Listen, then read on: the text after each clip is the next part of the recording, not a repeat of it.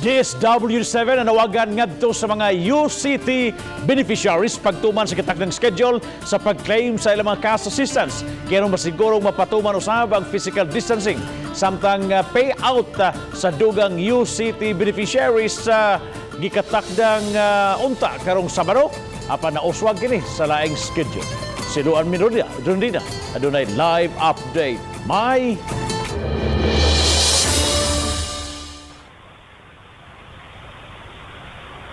Bab gitataw sa taga DSWD7 nga ma-accommodate man unta nila ang tanang mga UCT beneficiaries nga nakaschedule nga mo-claim sa ilahang cash assistance niadtong Sabado kung nituman pa lang ang mga tao sa ilahang schedule ug napatuman unta ang physical distancing.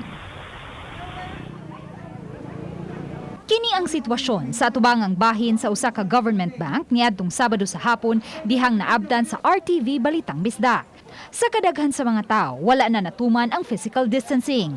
Apan sa telephone interview sa Information Officer sa DSWD7, Lea Quintana, nga niadtong Sabado nakaschedule nga mo-claim ang 3,675 UCT beneficiaries sa ilang cash assistance. Ang naasoy mga beneficiaries gikan sa Barangay Agos, Bangkal, Pusok, Kaubian, Babag, Kanhulaw, Kalawisan, Paho, Ibo, poblasyon ug Gunob, ug may specific nga oras usab pag-claim sa matag barangay. Supposedly, kung ilang schedule, mahatagan na gyud sila tanan unta. Kung wala lang gyud ganang magdasok, kay ginatansya naman pod ni kung sila ang ma-cater sa teller.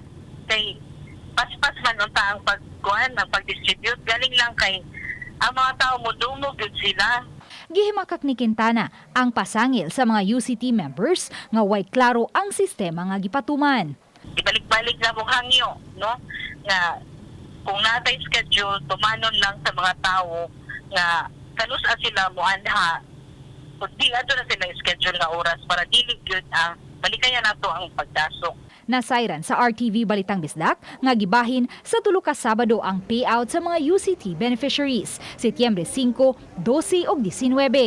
Apan kay nakaschedule usab ang payout sa second tranche sa mga SAP beneficiaries sa Lapu-lapu sugod karong Setyembre 10 hangtod sa Setyembre 15, hinungdan nga temporaryo unang gikanselar ang schedule sa payout sa UCT karong Sabado, Setyembre 12.